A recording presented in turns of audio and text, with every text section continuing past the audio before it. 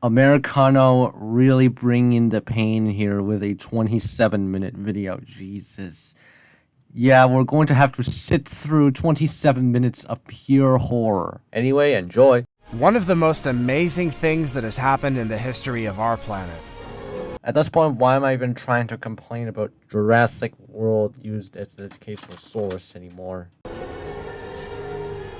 Was the shocking moment when an entire world disappeared, maybe in very short time thanks to a huge meteor strike. All of a sudden, the world turned into a dark and cold place, and the dinosaurs were wiped out. No, the dinosaurs weren't wiped out, you know. The birds. Birds are dinosaurs and they lived. However, they still took a huge blow. Gone forever. Okay, so you're showing Argentinosaurus that went extinct a long time before we even got to the end of the Cretaceous. Well, until Jeff Goldblum showed up in the 1990s to recreate them, but that's a whole other story. That is a film. It isn't real. From the theory about what would have happened if they never went extinct, to the weirdest dinosaur ever found, here's the 20 most shocking dinosaur facts. Oh, so you're just 20 most shocking dinosaur facts instead of what if the dinosaur extinction didn't happen 65 million years ago? No wonder why this video is so dragged out to 27 minutes. I'm basically forced to sit through this entire 27 minutes just for the content.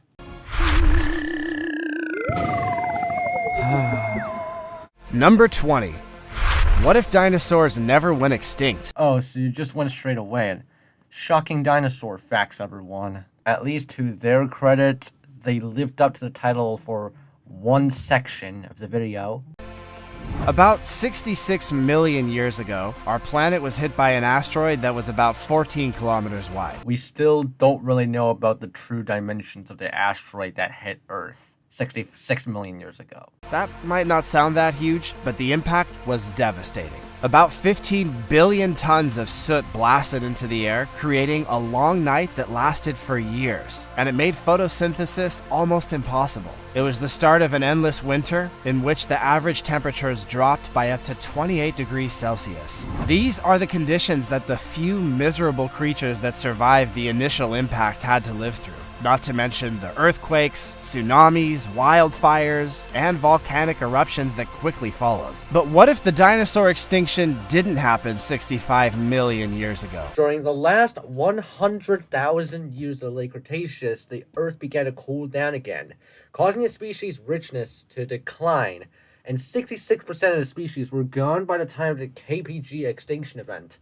So, creatures like non-avian dinosaurs would still have a quite difficult time. However, in my opinion, they'd persevere through this because, you know, it's not too bad, especially compared to what happened in reality. Scientists at the University of Texas say that things could have turned out very differently. They said that if the asteroid had hit the Earth just a few minutes earlier, it would have hit the deep ocean instead of the shallow sea near the Yucatan Peninsula in Mexico. If that had happened, the damage would have been limited to a smaller area. It would still cause a massive, massive tsunami. And it would still cause earthquakes and everything. So a better scenario to this question would be, what if the asteroid never hit the Earth at all? Some dinosaurs far from the site of the impact might have survived, and the world that we live in today would be very different. Would dinosaurs still be alive today? And could mammals like humans have evolved? They would still evolve, but considering that the non-avian dinosaurs are still around, I believe that mammals would remain small. I mean, the reason why mammals became so diverse, some became so big in the first place, was because the non-avian dinosaurs were gone, and that caused the mammals to fill in the gaps and start to diversify. What would our world be like if animals like the T-Rex and Triceratops still lived here? Well, there could be an evolved version of a T-Rex and a Triceratops. However, I think the T-Rex and Triceratops would still be extinct. Just not 66 million years ago. Probably somewhere later. You might still recognize them as dinosaurs, but who knows what kind of body shapes and body plans might have changed in the last 66 million years.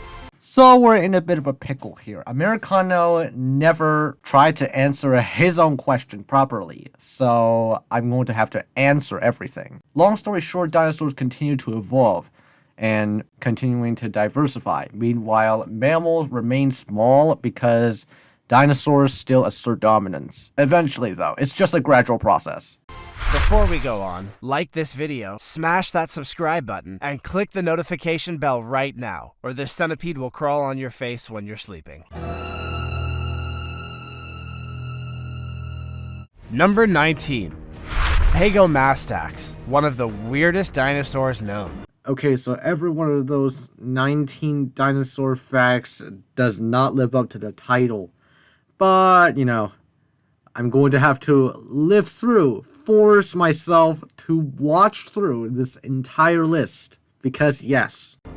You might not remember what your grade school teacher told you about Pago Mastax africanus, probably because they never would have mentioned this weird dinosaur. That's partially because the Pago Mastax is a relatively new discovery, first made public in 2012. Even though the first fossils were found in a dig in Africa in the 1960s and sent to Harvard University's Paleontology collection, no one really knew what they were at the time. But now we've been able to define it as its own bizarre species. Even though the Pago Mastax— You managed to pronounce Pago Mastax correctly several times, and then you completely messed up this pronunciation. Did you even bother checking? Was a vegetarian. It had a beak that looked like a parrot's and sharp teeth, including a pair of fangs. It was rare for a plant eater like Pago Mastax to have big teeth with sharp edges. It's likely that the animals used them for biting and defending themselves, but not eating meat. So yeah, this was one herbivore you wouldn't want to mess with. I wouldn't want to mess with any herbivore. In fact,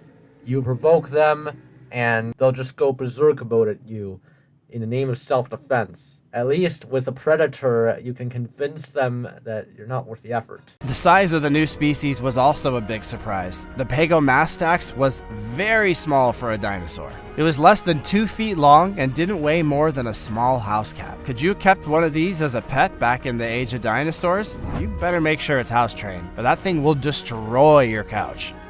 Number 18. Hellboy Dinosaur. Hellboy Dinosaur. How do you misspell dinosaur so badly? A and O should be swapped. This is not even an honest mistake at this point.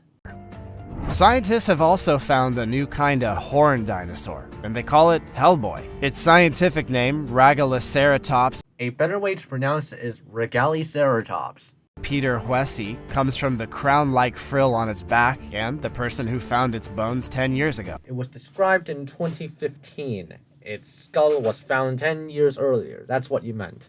In Alberta, Canada, Peter Hughes saw the Hellboy's head sticking out of a cliff by the Old Man River. The fossil was almost completely whole. Scientists didn't figure out it was a completely different species until they took the bones out of the rock in the lab. Researchers called the species Hellboy after the fictional comic book character. You should replace species with specimen. Both are quite different from each other. Because it was hellishly tough to separate the bones from the hard rock that encased him. Hellboy's bones show that while it looked like a triceratops, it did look like a triceratops, somewhat, because it was part of the Triceratopsinae tribe. it was different in that it had a unique frill on its neck, a higher horn on its nose, and very small horns above its eyes. Researchers say that the find is important because it's actually the first time they've seen horned dinosaurs evolve similar features in spite of not being closely related. So let's take a moment to appreciate this badass dinosaur with a badass name. Number 17. A T-Rex bite was more than twice as powerful as a lion's bite. Which is quite the understatement. It's actually a lot more than 2 times as powerful. Tyrannosaurus Rex has always been known as truly a scary beast. When the first T-Rex bones were shown in 1906, we're now given Walking with Dinosaurs T-Rex, which is outdated. You could just use Prehistoric Planet, you know? Or maybe this video came at a time when Prehistoric Planet didn't exist yet. The New York Times called it the prize fighter of antiquity. Most people were amazed by the size and power of its jaws. I don't know what you're showing. Is that a juvenile T-Rex or what? And now, thanks to 2 British researchers, it's become clear that the giant carnivore bit harder than experts thought. A lot harder. It could bite with as much force as 13 grand pianos slamming down on its prey. Now, a grand piano clocks in at around 500 to 1,200 pounds. So I guess Americano's grand piano 1,000 pound estimate is acceptable. That would make the T-Rex the land animal with the most powerful bite ever. This amount of bite force is 2 to 3 times more than what was thought before. Even when they were young, T-Rexes were still dangerous. They just hunted different things than the grown-ups. Juvenile T-Rex likely hunted things like Ornithomimus, Pachycephalosaurus, and even Anzu, and they grew to become the apex predators that hunted Edmontosaurus, as well as Triceratops, Anki, even though the T-Rex would definitely think twice. The young ones chased after small animals. The adults were strong enough to kill the big herbivores like Edmontosaurus and Triceratops. This process, named resource partitioning, would have made it less likely for parents and children to compete with each other, which is a big advantage for evolution. As if T-Rex needed any more advantages, being the most OP animal ever. Have you forgotten about those sauropods that could just crush the T-Rex under their own weight? Number 16. Why dinosaurs have holes in their skull. Proposed functions include housing of glands, muscle attachments, or hold air-filled sacs. Fenestra are meant to regulate temperature. Paleontologists have known for a long time that dinosaur brains are small, but they didn't know that the animals were literally airheads. Scientists were able to generate 3D images of dinosaur skulls by using CT scans. These images show more clearly how the airways worked and I feel like this epic music in the background reminds me of 2 Steps from Hell. I listened to it back when I was younger. One of the dudes who created 2 Steps from Hell, Thomas Bergerson, makes absolutely epic music. Nick Phoenix's jazz music is also good. Okay, I guess. Not really my taste, but the dinosaurs' heads. When predatory dinosaurs were studied, it was found that they had large areas for smelling, an airway that went from the nostrils to the throat in an arc, and many sinuses, which are the same cavities that give us sinus headaches. In general, there was a lot more airspace than there was space for the brain. The CT scans also helped researchers figure out how much these heads weighed when the animals were alive. They did this by figuring out the volume of the bone, airspace, muscle, and other soft tissue. For example, a fully grown T-Rex head weighed more than 1,100 pounds. I looked up for a source, but I can't seem to find any, so I can't prove to you if you're correct or wrong. I'm going to have to take a guess based on the anatomy of the T-Rex skull. 1,100 pounds is not too bad of an estimate, although I could be extremely wrong. But even so, the airspaces helped make the head about 18% lighter than it would have been if there hadn't been all that air. With the weight that they saved, the predators might have been able to gain more bone-crushing muscle, or even just catch bigger prey. Number 15. Most dinosaurs were herbivores and only ate plants. Holy crud, what a long title. Most dinosaurs were herbivores and only ate plants. 65% of all dinosaurs were herbivores, but most of the iconic species like the T-Rex were carnivores. Also, at this point, you're just stating random facts that have been said a gajillion times before, making this video much more of a pain to go through. Hooray! 65% of all dinosaurs were herbivores, but most of the iconic species like the T-Rex were carnivores. We learn a little bit about what dinosaurs ate from the Jurassic Park movies, although I'd hold off on learning all of my dinosaur facts from those guys. Remember the sick Triceratops whose gizzard stones were poisoned by berries? That was pretty interesting. We also see dinosaurs eating their fellow dinosaurs, other animals like that poor goat, and of course, a lot of humans. You're just taking everything from Jurassic Park Operation Genesis and / or Jurassic World Evolution. I prefer Operation Genesis than Evolution because Operation Genesis, Hadrosaurs can actually fight back. Fights were truly random, while in Jurassic World Evolution, Hadrosaurs are just defenseless meat sack. Dinosaurs actually ate diverse things. Some ate plants, some ate meat, and some ate both, but most of them ate plants. In fact, sometimes they had to eat meat to supplement their nutrients. Carnivores, they're the same thing. Sometimes they also need to eat plants in order to supplement their nutrients. If every dinosaur ate meat, their environment couldn't support them for long.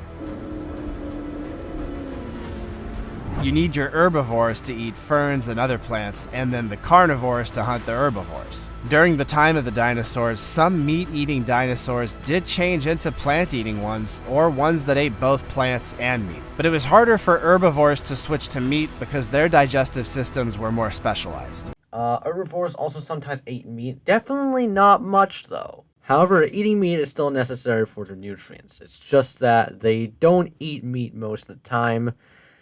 They just eat meat whenever they have to. Also, dinosaurs ate plants that are a lot of plants we still see today. They ate soft, spongy moss, thin, fragrant pine trees, and ginkgo biloba, which is one of the oldest living tree species in the world. Number 14. The Sorrow Poseidon.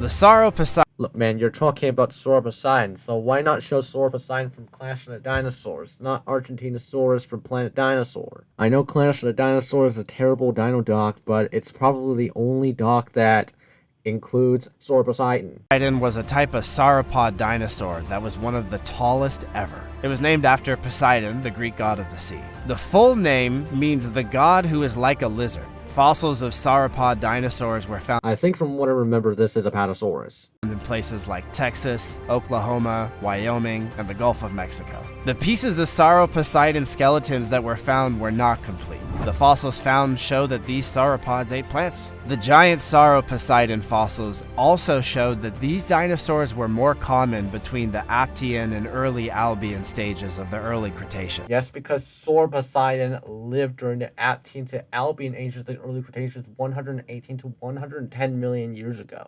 This is about when the number of sauropods in North America began to go down, and when the last known North American dinosaur lived. What? I'm so confused about that statement. What do you mean?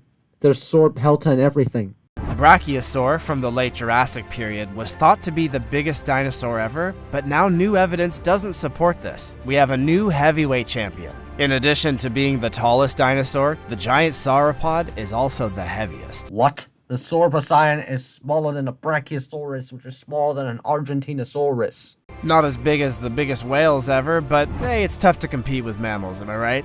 You gotta give credit where credit's due. This guy foreshadowed that dinosaur size is determined by mass. Good job. Number 13. Dinosaurs constantly replaced their teeth every couple of months. When old teeth were broken or damaged, new ones would grow and push the broken teeth out. Researchers have also found that some dinosaurs could replace lost teeth just like modern sharks and crocodiles. They think that the ability of sauropods to grow new teeth gave them an evolutionary edge. Also, different species of sauropods had different rates at which their teeth would grow back. As well as theropods. This suggests that sauropods ate a variety of plants, which may have made it possible for them to live in the same environment without killing each other. Which is a nice bonus when your vegan neighbors aren't very murderous. Vegan. They're more or less vegetarian. Since, well, I'm not going to say it again. Also, if you dare to go near something like a sauropod, they'll just immediately crush you. Their constantly changing teeth kept them from being worn down from eating so many greens, and it also helped them find their own niches in the environment. Researchers use computing tomography scanning and microscopic anatomical methods to take samples of sauropod fossil teeth without damaging them. This let them measure how teeth form, figure out how often teeth are replaced, count growth lines to find out how many new teeth were forming, and figure out the volume of the crown and the thickness of the enamel. Dinosaur dentistry. Who knew? It's a booming industry. I can't really commentate what's wrong if there's nothing wrong. The fact that this guy is stating useless facts yet gets everything correct is just, I don't know. Number 12. Titanosauria. Titanosauria. Okay, so current thoughts on this video. It's quite unique compared to other of their videos. How do you eat a skip full of food every day without chewing? How do you walk on your toes if you're as tall as 4 London buses? How do you go to the bathroom if you weigh 70 tons? Even though the answers to these three questions are probably with some difficulty, scientists are researching how after finding a massive dinosaur. The new Titanosaur fossil is exceptional. Okay, so this Titanosaur weighs in at around 70 tons, which is still smaller than that of an Argentinosaurus. Because so much of the skeleton has been dug up. The measurements show that this dinosaur was 37 meters long and 70 metric tons. Yes, it makes it probably the longest, but not the largest. That title still belongs to Argentinosaurus, like I said earlier. These dinosaurs had to carry this huge weight on 4 legs that evolved to look like columns. They were so big that they probably walked by using the heavy muscles that ran from their thighs to about halfway down their tails. Not only did these animals lose their toes and their forelimbs, forcing them to walk on horseshoe-shaped stumps of reduced metacarpal bones, but they also walked on the tips, with huge fleshy pads cushioning the impact as they moved. As for the bathroom question,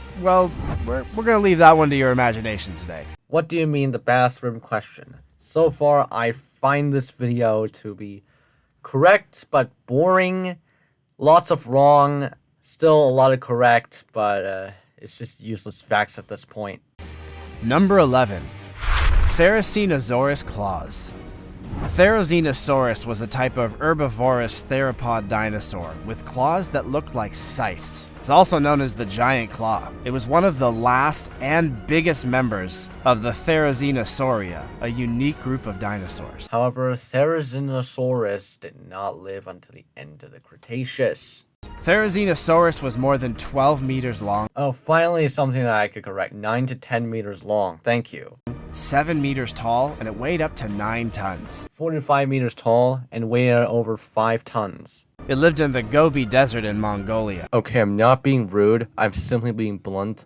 Why does this guy's voice sound so sinister? It's like he's plotting something. Clickbait, whatever that is. Now, I think clickbait is necessary if you want to get views. However, you can't stray too far from reality, or else your reputation is going to get stained.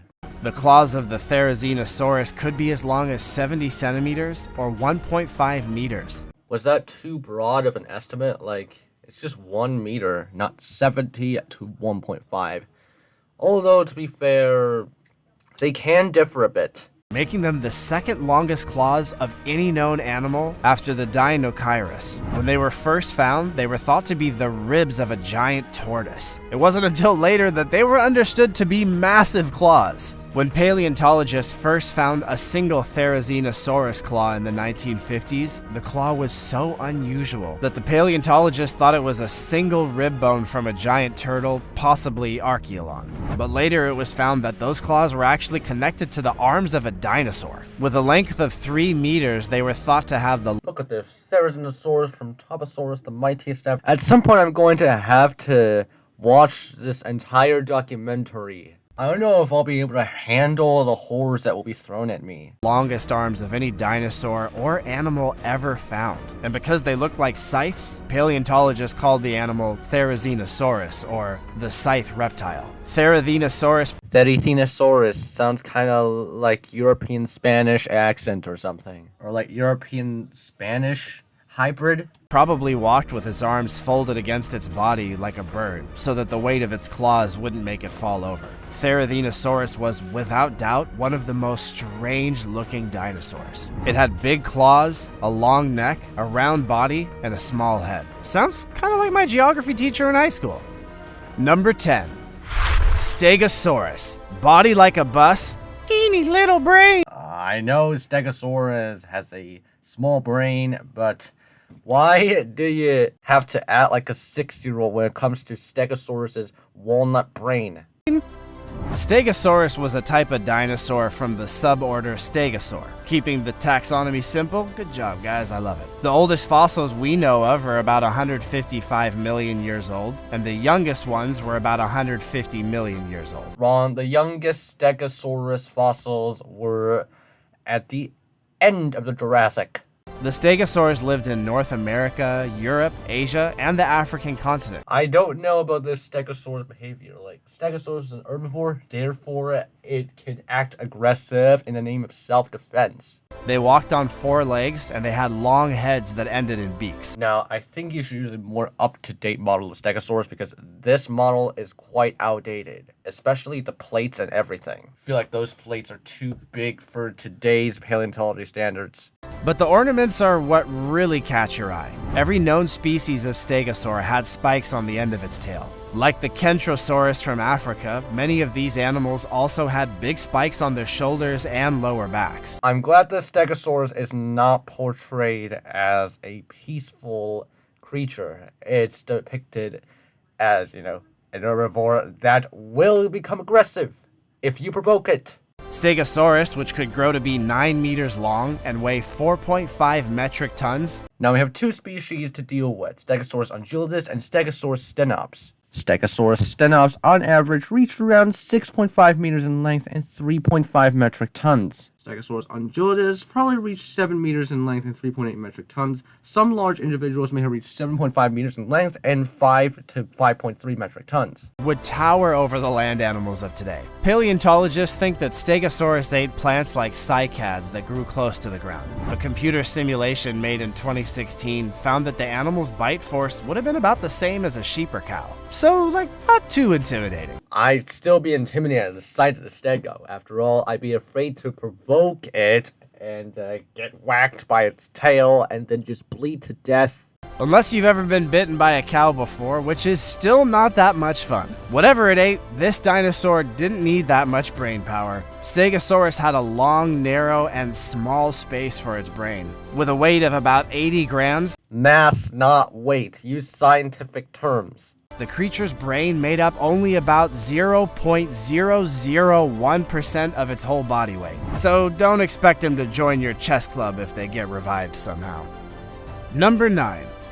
Archaeopteryx, thought to be the first flying dinosaur. No, the first dinosaurs that flew were the Scansoriopterygidae. Something like the Yi Chi showed that Scansoriopterygids were not only climbers but also adaptations that could have been used for gliding flight. The recently discovered Archaeopteryx that lived 163 million years ago. Yi Chi lived 164 to 159 million years ago. Archaeopteryx also proved this. A new study says that the famous dinosaur with wings, Archaeopteryx, could have actually flown. A group of scientists used X-ray beams to look inside its bones. They probably glided. They found that they were almost hollow, just like the bones of modern birds. Scientists say the animal flew like a pheasant with short bursts of active flight. Since the first fossils of Archaeopteryx were found in the 1860s, people have been fascinated by it. The animal was about the size of a magpie and was somewhere between birds and dinosaurs. It had feathered wings, sharp teeth, and a long bony tail. Scientists found that the bones of Archaeopteryx's wings were the same as modern birds that flap their wings to fly short distances or in short bursts. Since Charles Darwin's time, Hold up, is that the same guy who is the mascot of Darwin Awards? scientists have argued about whether Archaeopteryx lived on the ground, glided, or could fly at all. About 150 million years ago, Archaeopteryx lived in what's now South Germany. Experts now think of the animal as a flying dinosaur, even though it was once thought to be the first bird. Archaeopteryx was not a bird. It was a paravian, which actually also consists of stuff like dromaeosaurids and troodontids. So no, it isn't even close to being a bird. Archaeopteryx was already flying around 150 million years ago, which means that active flight in dinosaurs must have come about even earlier. Number 8.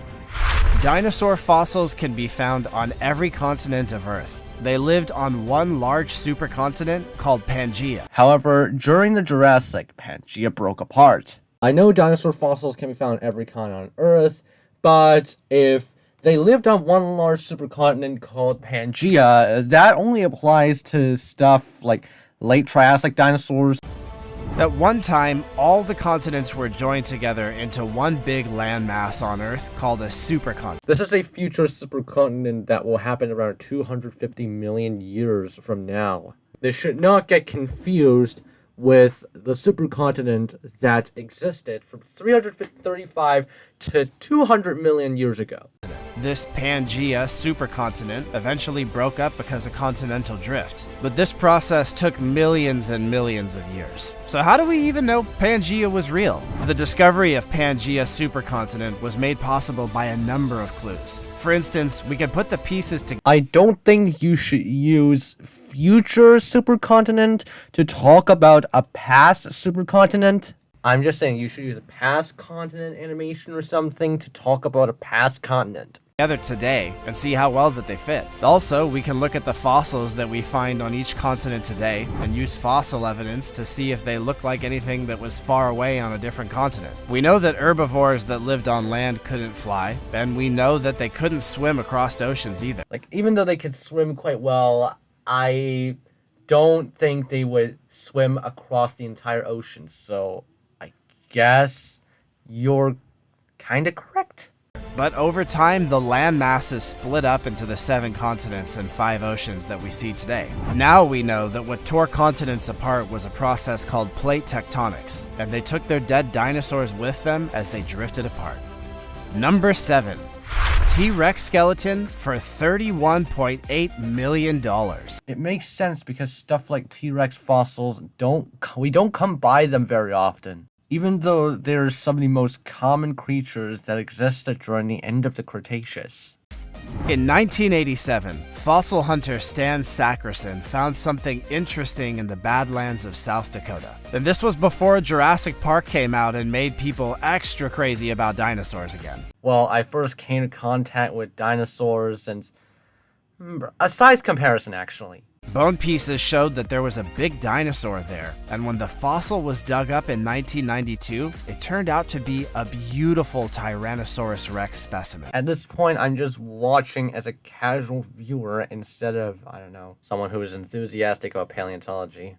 The person who found it gave it the name Stan, and casts of it have been made all over the world. But Stan is now well known for something else. The T-Rex was sold for a record-breaking price, which opens a new chapter in a long-running fight between academics, commercial dealers, and landowners over who owns fossils. No one thought Stan would sell for that much, but the famous Tyrannosaurus Rex fossil was sold at an auction for $31.8 million. That's more than twice what Sue, the most complete T-Rex ever found, sold for in 1997. Actually, Sue was auctioned for $8.3 million US, when Stan was auctioned for $31.8 million US. That means that Sue is just a bit over a quarter the price of Stan. However, we should also take into account of inflation. So, the Sue specimen worth US $8.3 million at the time could actually be more valued than $31.8 million US in 2020. After the cost was adjusted for inflation. The person who bought Stan hasn't been named. Paleontologists have always been worried that Stan might end up as a decoration in someone's home, since it seems like every year another important skeleton goes up for auction, instead of into a museum for research and public education on these amazing beasts that once ruled our own planet. Number 6. Baby dinosaurs often had larger eyes than adults. The facial features of juveniles were very different from adults, as younger species had much bigger eye sockets. It's probably the longest introduction of Americano so far in this video.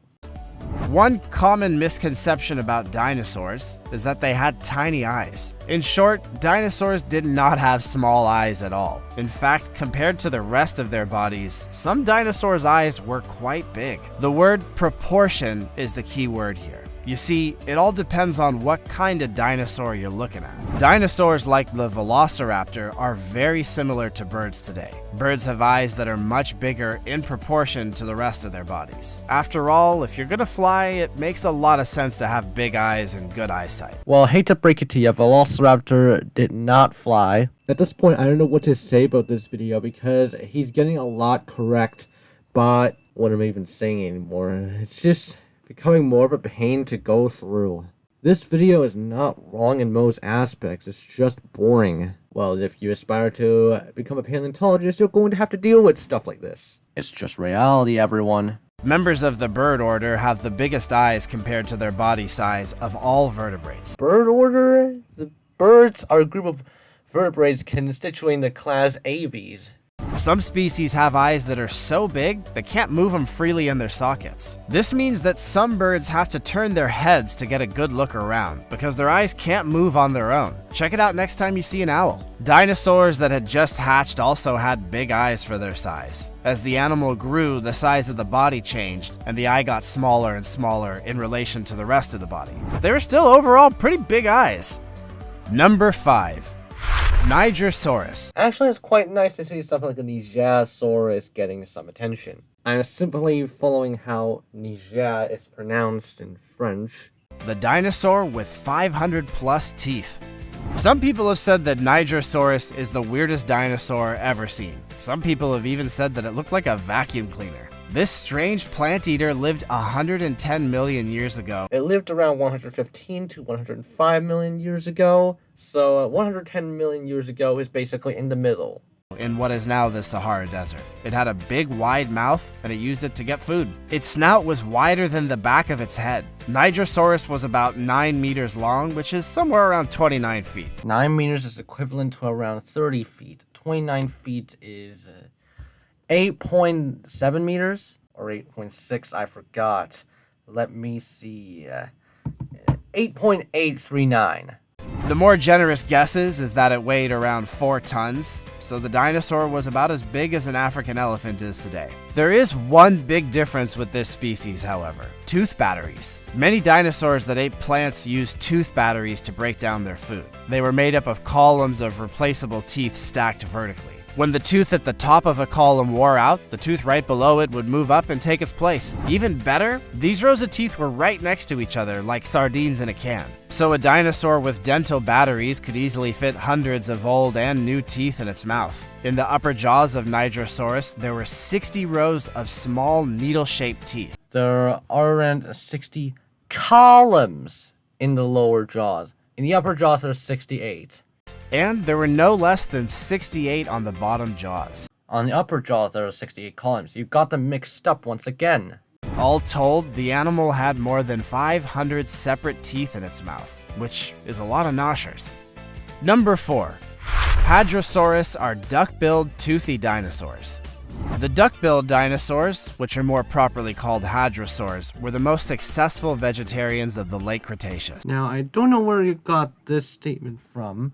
Scientists think that the way that their mouths worked may have helped them evolve so efficiently. In a new study, the fossilized teeth of the hadrosaur Edmontosaurus were looked at in more detail than ever before. Using an electron scanning microscope, scientists were able to look at tiny scratches on the teeth of individual dinosaurs. Unfortunately, what you're showing now is the iguanodon, which is not a hadrosaur. It is closely related to a hadrosaur, but in the end, it's not a hadrosaur, it's a hadrosauriform, which splits into iguanodontidae and hadrosauroidea, as well as some other hadrosauriforms that were made by daily wear and 65 million to 68 million years ago. This helped them test different ideas about what the dinosaurs might have eaten. Now, this looks like an Tyrannosaurus, which is a hadrosauriform, but in the end, it's not a hadrosaur. People have said that a hadrosaur's mouth was like a cranial Cuisinart because it had hundreds of teeth lined up in rows to chop up the hard plants of the late Cretaceous. But dinosaurs didn't have the complex jaw joint that mammals do. This made it hard for scientists to figure out how hadrosaurs chewed all that food, but in a way that was very different from anything alive today. Instead of a flexible joint between the lower jaw and the rest of the skull, they had a hinge between the upper jaws and the Parasaurolophus crest, crash of the dinosaurs. Rest of the skull. When they bit into their food, This looks like a cartoon from Disney or something. and should never be used as an educational source. Upper jaws were forced outward, bending along this hinge. This allowed the tooth surfaces to slide sideways across each other, grinding and shredding food in the process. So yeah, like I said earlier, it sounds exactly like my Cuisinart. Number 3.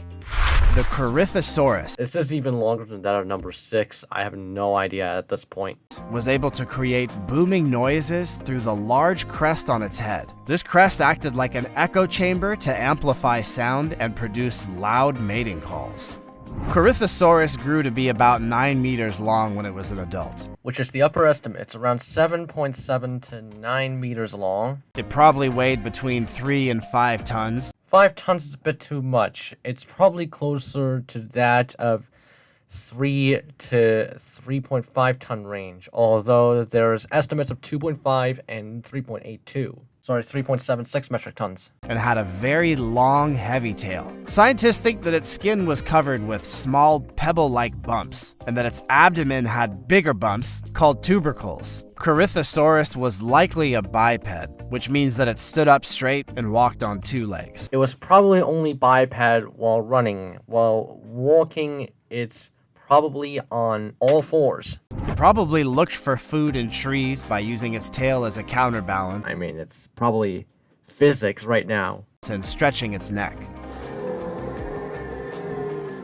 Corythosaurus may have moved in groups and could run fast to get away from danger. Scientists have been arguing for a long time about what the crest, which had breathing tubes that ran from the nose to the back of the throat, was for. Back when most experts thought that Corythosaurus lived in water and not on land, Well, they thought the Corythosaurus was semi-aquatic, but it's not semi-aquatic. I'm confused by what you meant lived on water or lived in water. Whatever. some paleontologists thought that the crest might have worked as a snorkel or a place to store air when they were underwater. A more likely idea is that the crest was a place where the calls could be heard. This could have helped the animals communicate with each other and with other herds. Number 2. Velociraptor's name means speedy thief. Everybody knows this, okay? If you do some research on Google or something, you should know that the Velociraptors, Veloci means speedy or swift, Raptor means thief, Oviraptor means egg thief, Utahraptor means Utah's thief. Velociraptors, which are also called raptors, That's just the generic name that's used by people who are not familiar with paleontology. were at their peak during the Cretaceous period, about 75 to 71 million years ago. Henry Fairfield Osborn gave them their name in 1924. He got it from the Latin words velox, which means fast, and raptor, which means thief. So, put together, speedy thieves. Velociraptor is not closely related. Even though, like, I said that I'm not going to complain about Jurassic World Evolution Raptor, yeah, I'm going to have to complain about it being used as an educational source because this Jurassic World Evolution Raptor is completely scaly, as with any Jurassic Park / Jurassic World movie. I know JP3 has raptors that have quills, but not nearly enough. And unfortunately, is that an Atrociraptor or something? Is that, what is it, Tiger from Jurassic World Dominion? To the T-Rex, which is the only species in its genus. Instead, this genus has 2 species, Velociraptor mongoliensis and Velociraptor alsmoskai, which was only discovered recently. The Gobi Desert, which is in southern Mongolia and parts of northern China, is where most of the fossils of raptors have been found so far. You should be glad that you don't have to live with these dangerous dinos. Well, because they're predators, if I'm able to convince them that I'm not worth the effort, they'll just simply leave me alone. The fastest a Velociraptor can go is about 60 kilometers per hour. Which is completely and utterly ridiculous. 25 miles per hour is equivalent to around 40 kilometers per hour. That's about the same speed as a hyena and a lot faster than the average human. Even though raptors can only run this fast for short periods of time, it's more than enough to catch up with you. You'd better hope that your friends run slower than you do, or that you just don't run into a group of these hunters. They probably did not hunt in packs. Instead, they're probably stuck with loose gangs. More like a mob where they are unorganized but still attack at the same time. instead of being a pack where a pack is definitely organized. Especially not in an amusement park kitchen when all the power goes out. Surprisingly, out of all the dinosaurs that we know about so far, Velociraptors are the ones that are the most like birds. Which is absolutely false. Like, have you heard of stuff like ornithuri, ichthyornis, yada yada? Raptors have a special bone in their wrist that lets them flap their wrists to side and fold their arms close to their bodies just like birds. This movement, which let the raptor snap its arm forward to catch prey that was running away, is similar to what birds do now when they fly. Number 1. Chickens are actually dinosaurs. Which is correct. Chickens are birds, and birds are dinosaurs, so that means chicken is a dinosaur.